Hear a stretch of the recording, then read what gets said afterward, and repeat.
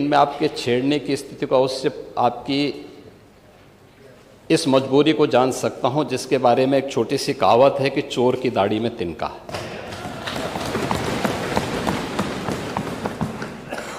प्रश्न है नकली दवाओं के सेवन से होने वाली मौतों के बारे में, जिसके बारे में उनको उत्तर दिया गया है कि इस प्रकार के कोई भी प्रकरण अभी तक उत्तर प्रदेश सरकार के संज्ञान में नहीं है। दूसरा, समय समय पर इस दिशा में खाद्य सुरक्षा और औषधि प्रशासन विभाग के द्वारा छापेमारी की कार्रवाई भी होती है। उत्तर प्रदेश के अंदर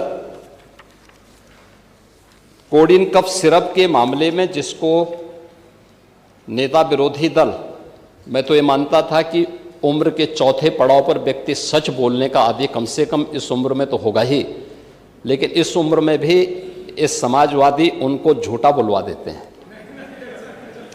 इस उम्र में तो कम से कम उसे झूठ मत बुलवाओ भाई, सच बोलने के उनको आदी होना चाहिए। और वो तो चेयर पे बैठ चुके हैं लंबे समय तक, स्पीकर के रूप में उन्होंने सदन को आगे बढ़ाया है। कोडिन कफ सिरप से उत्तर प्रदेश के अंदर कोई मौत नहीं हुई है। एक।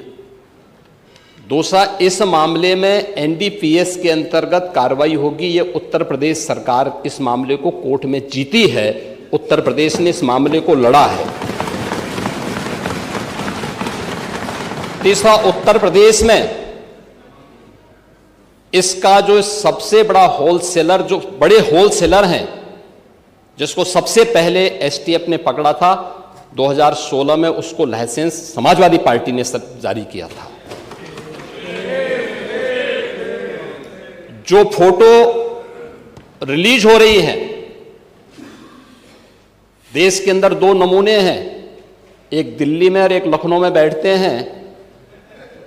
जब देश में कोई चर्चा होती है तो तुरंत वह देश छोड़ करके भाग जाते हैं।